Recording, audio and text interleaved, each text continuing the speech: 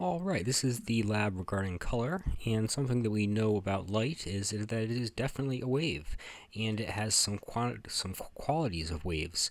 It can add together, it can be subtracted. Light has primary colors, and you may be too young to remember, but we used to have these things called RGB monitors, and those were the primary colors. Just kind of give some examples of how light can add together to make some other colors. And what we can then do is we can say we can add light together, or we could subtract some light out. So go ahead and pop open the simulation. It's kind of a fun little simulation. And what we can do is we can say I can mess around with the bulb color, and that's going to mess around with what I see. Bear in mind that color itself is a physiological response that happens in the brain. So what we see as one color is a little bit different than what another person sees when they see the same exact wavelength.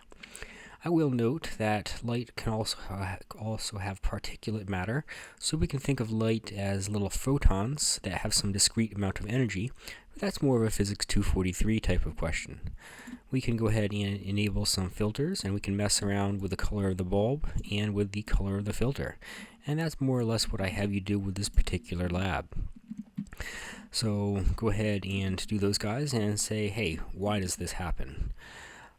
Something that you may want to do is you may want to Google what a color wheel is. Then all I'm going to have you do is I'm going to have you try to make some various color by messing around with the color of the flashlight. This lab is relatively straightforward and, well, not very quantitative.